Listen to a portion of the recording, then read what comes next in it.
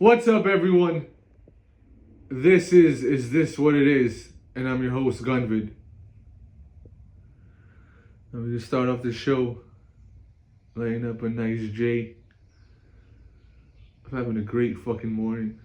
I'm having a great fucking year. This is incredible.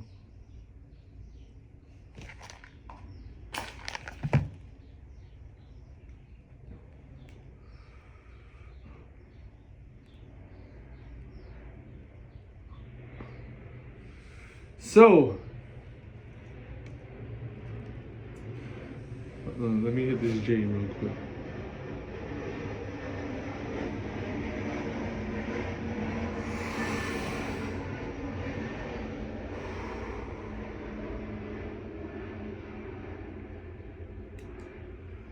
So,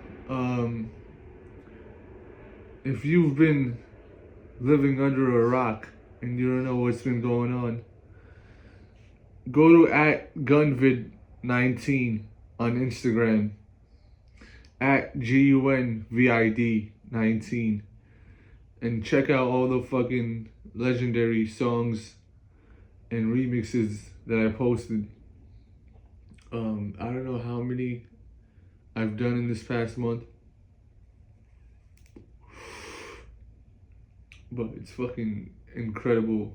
It's incredibly legendary. No one's ever done it like this as far as their first year in hip hop. You never seen nothing like this. The only one that's kind of similar is 50 Cent, because he dissed a lot of people, like how I've been doing it, but he didn't even do it as great as me, pause. Because his shit, yeah, he made a couple diss tracks like How to Rob and Ghetto Quran. But don't, you know what I'm saying? That shit was light, bro. What I did, I dissed him on his own fucking instrumental and killed him. And did the same with many other rappers, so yeah, no one's ever done this. And it's only right for the 50th year of hip hop that me, Nasir, Gunvid, revolutionized it. Because, let me get some water. Because, you know, this shit needed to happen. Everyone sees the gay agenda that's being forced through hip hop. You know? And like I said, gay people can be gay. It's not that I'm against. It's the trying to force a gay agenda on people through comedy skits, through movies, through fucking hip hop. That's the part that I have a problem with. And trying to force that on children, that's what I have a problem with. I'm not trying to force my lifestyle on anyone else. So, you know, I'm not being hypocritical here. And I'm being perfectly sane when I say these things. This is not something crazy, you know? If you want to have the right to live the way you live, then why don't you support anyone else's right to live the way they live if they want to be straight? It's because you're uncomfortable with who you are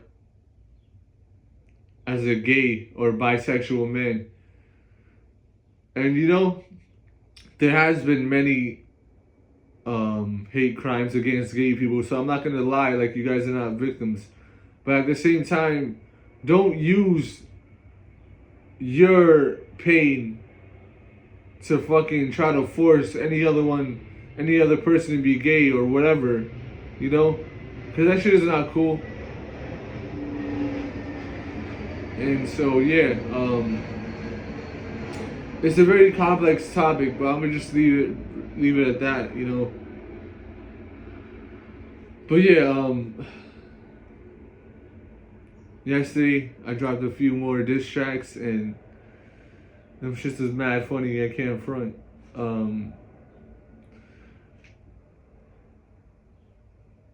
But yeah, I'm gonna just keep this shit going. Rest in peace to Kobe, The job's not done. That's what he said. That's what I've been really taking inspiration from. That quote. The job's not done. He won a game in the playoffs once, and someone asked him why he wasn't smiling, and he said, the job's not done. He's like, is the series over? Oh, job's not done. And I really respected that because, you know, it's easy to get ahead of yourself in hip hop or in the NBA or whatever it is that you do. You know, if you get a couple wins or make a couple nice songs, it's easy to be like, yeah, I did it. But the real thing is that the job is not done. And what I add on to it is the job is never done. Even until I die, even after I die, my music will influence and motivate and inspire many, many people. So the job's never done. They inherit the job when I'm gone because the world keeps going, you know. I know after I die, it's not like the end of the world, you know, so. And a lot of people would tell me I look like Jesus, especially lately, but I don't believe that's true. I don't believe that I don't believe that I am Jesus or God, you know. I'm a human being. I don't believe I'm a prophet. I just believe that there's certain things in the world that I was not cool with as far as agendas like I spoke about in war. I don't like war, I want peace. But I understand that war is necessary in some cases to bring peace. So I'm trying to just get to the peace part. I want, you know what I'm saying, we don't gotta kill each other. We can get on hip hop tracks and diss each other and keep it at that, you know? I think that's a beautiful part of hip hop. That we can have battle rap, whether it's a cappella or on the tracks.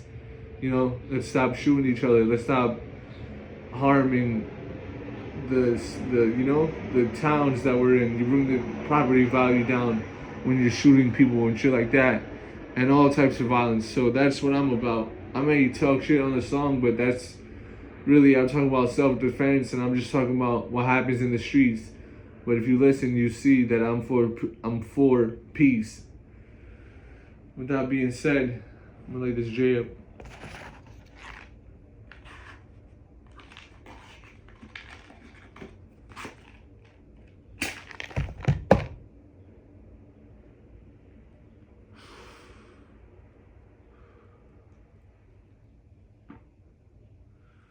So yeah. And I'm not getting mad, but it's like, it's disappointing to see all these great rappers diss me, but not say my name because they're scared because they know I'm so great that their friends are going to love me. But yeah, I'm disappointed. Y'all could do better. Don't be scared. And shout out to Cam and Mace, because I might not have had this show if it wasn't for them. I might have though, because as you can tell, I know a lot about sports, but as you can see by the name, I was inspired by them. And I dissed them, but really, like I said the whole time, them shits was jokes and not copping a plea, but that's just what it is. There was a couple of things that I disagreed with them, and I just wanted to let them know that they're fans, or just me. I don't want to see gay things on the show. So there's that. It is what it is. And by gay things on the show, I mean Jack Harlow. Fucking cornball.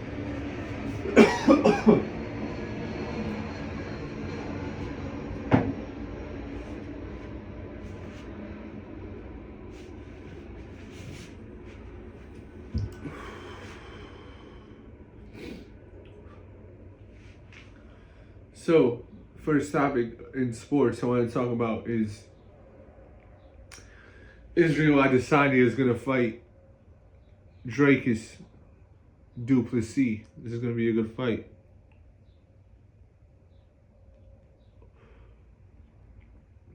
So,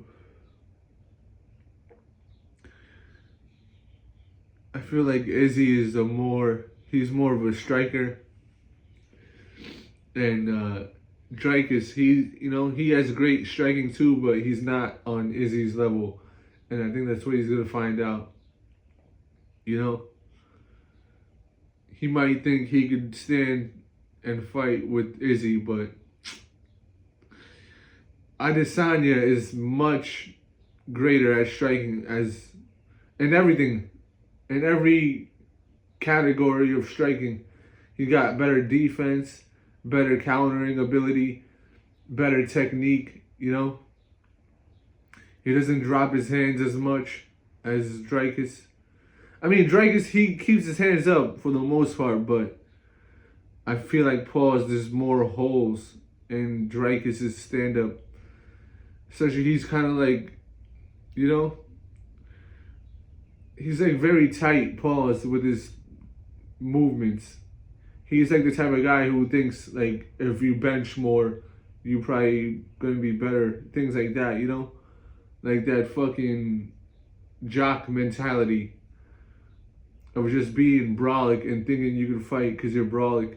And he can fight. He's made it to this level, but striking wise, he's not even close, and he thinks he is, And this is not me fucking just giving too much respect to Izzy, but if you watch his fights, he's clearly the greater striker here. And so with the success that Drakus has had in striking in MMA, he probably thinks he's going to be able to stand with him, and I think he's going to get TKO'd. As far as what round, I think he'll make it to round 4, but I can't see him going past 4 rounds with Izzy. So yeah, he probably thinks he's a better striker than Izzy, and he probably thinks that Izzy lost a step because he just lost to Strickland pretty badly. But Strickland, he has great stand-up too, so it's just one of those things. And overall, Izzy is a better MMA fighter than Strickland, but that's just how it went on that day. I think Adesanya is still greater than Strickland, and if they fought a second time, I think he would win. But yeah, this is just me speaking the truth, or as I believe it is the truth. So yeah, I think Drakus is gonna try to wrestle, but Adesanya's takedown defense is great, and I don't think he's gonna be able to do too much if he does get the takedown, because Izzy has good jiu-jitsu, good enough to not get submitted much or TKO'd. So there's that. So my official prediction is Adesanya wins by TKO round 4. I think he's gonna counter punch him with the right hand, drop him, and then get the TKO with more punches while he's down. So yeah, that's just my prediction. Drakus, he can win this fight, but he's gonna have to be real careful, especially with the stand-up. So